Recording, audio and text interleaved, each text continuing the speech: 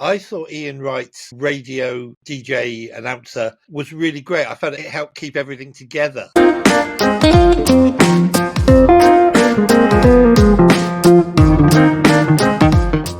Right, last film we're going to be looking at is on Netflix, and that is The Kitchen. Emma, do you want to introduce that to us? Yeah, so we are in a dystopian London of... Again? I don't think... It's either 2044 or I just made that up in my head. But in the 2040s, definitely, yeah. Yeah. So, yeah, dystopian London, and they've scrapped social housing, but there's one place called The Kitchen that people are still clinging on to their lives in. So here's a clip. I'm getting out of this place. It's our home. Shit gets real. Saving myself. So where do you live? Kitchen. Is it really like what they say it's like? Yeah. You see it by yourself. Okay, Emma, do you want to carry on and give us your views of The Kitchen? Yeah, so I wasn't really sure what to expect from this. Like, the little clips I'd seen sort of reminded me of, things like The Raid and Dread to some degree. I have to say, I thought the whole atmosphere they'd managed to create within The Kitchen as a community was very good. You've got, very different people who are living essentially the same life on the edge, not really knowing what is going to happen to them, and they're home every time the police turn up to try and get rid of them. And watching that cycle throughout the film, I thought was very effective.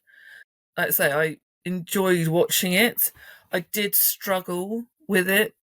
I don't think, for me, that it really not quite explained everything, but you were thrown into the mix of The Kitchen and, only a bit of the outside world from that. And I don't think I could really grasp from it how it came to be, how, the dynamics of it all, which, is fine, but I had an issue with that. I just wasn't quite as engaged because I wasn't seeing the full story.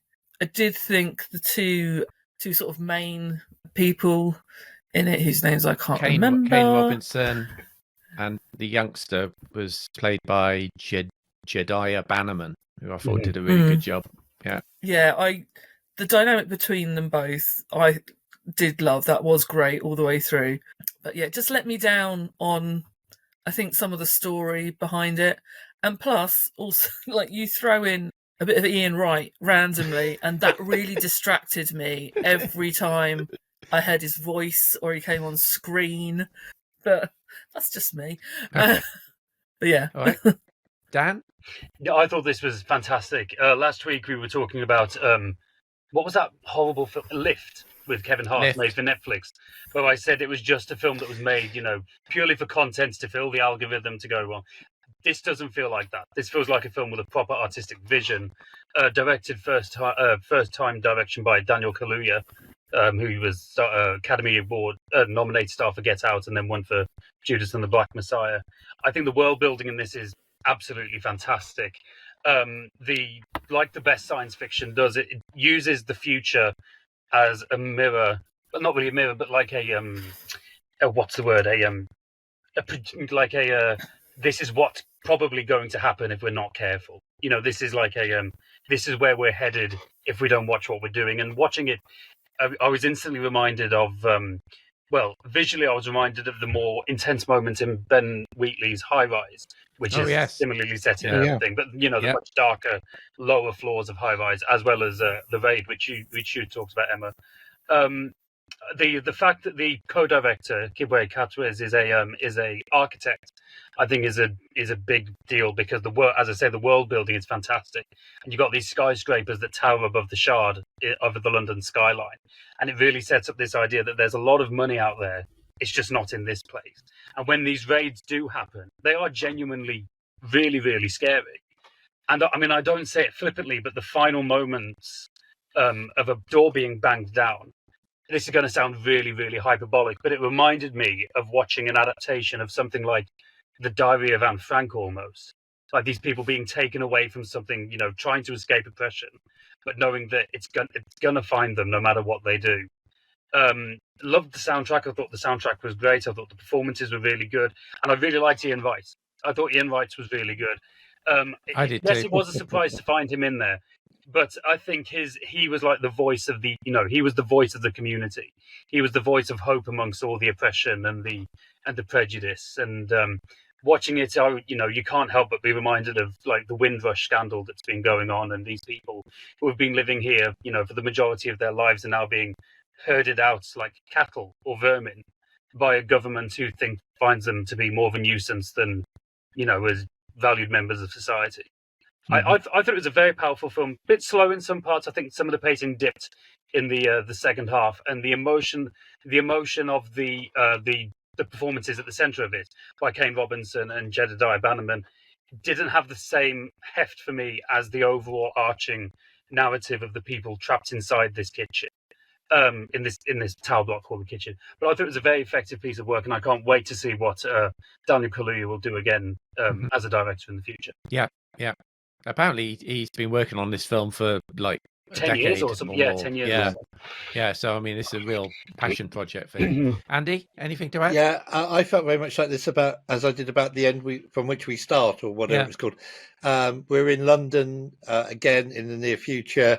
There's been a catastrophe. As Emma said, social housing has been got rid of. These people are living in this tower block called the Kitchen. I thought Ian Wright's radio DJ announcer was really great. I found it helped keep everything together. I thought he was kind of trying to be the voice of optimism in a really dire situation. And I had to blink twice. So is that really Ian Wright? I was checking the cast listings when I was watching it to make sure it was really him. But I thought he was really good. I thought that the story, I don't think we need, I'll disagree with everyone. I don't think we needed a backstory. I think we were just thrown into it. I think we could just immediately assume what had happened, where we were. We didn't need to waste time. The film's 107 minutes long. We didn't need to waste time with the backstory in the sense in that we immediately got where we were. The funeral scenes very much reminded me of Soylent Green, in the way that they were handled and the way the funerals take place. Well, it was. And again, Soylent Green is about overcrowding in a big city. So I was thinking Soylent Green. Film with the worst trailer ever, by the way, because the trailer shows the end scene. So do not watch the trailer before you watch Soylent Green. Well, in many ways, Andy, this was soil and green. It was. It really was. And I thought little pun there. I get it. I thought it was great, thoughtful science fiction. Again, very low key, but what they achieved, obviously, on a pretty low budget. I particularly enjoyed the scenes where the drones are flying over the kitchen and they're taking turns in having pot shots at them.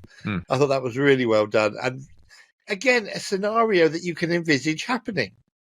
I was sort of thinking, like you say, Dan, of the Windrush. I was thinking of Grenfell. What's happened to the people there? Where are they being moved to? Where are they living? There's still many people not being rehoused. So I thought this was a believable, realistic scenario in a near future London. And I found it totally engrossing. Really good sci-fi. Yeah, I think I agree with what you said. I again thought Ian Wright was really good as the DJ. And there's a moment in this film where, let's say, the broadcasting stops, which I think is a very powerful bit of cinema. And I think Ian Wright did it very well indeed.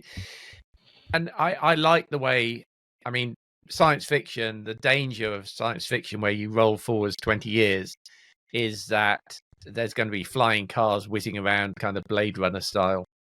And I thought the futurizing of this was really quite nice, and that the future was kind of painted on the present and quite cleverly as well. So when our lead character gets into his new apartment, you think, God, that's a swanky apartment overlooking overlooking the Thames and London Eye and so on. How much did he pay for that? Right. And then later in the film, he kind of presses a button and he goes from his London view to Paris view. And you realise this room doesn't have any windows at all. It's some anonymous block that's so I thought that was really clever. It's interesting that one of the first things I knew Daniel Kaluuya from was an episode of Black Mirror. And I think even though he was only in one episode, I think it's very clear that Charlie Brooker's view of the future and the way he uses technology to really kind of portend what will happen in the future, I think that's definitely rubbed off on him in making this film and his vision for the film as well. It's a bit bleak, isn't it? So yeah, I mean, overall, it's a bit of a downer, isn't it? As a film, it's not the most happy, clappy film in the world, but I thought it was very well done. I gave this one a 7 out of 10. Emma, 6 for me.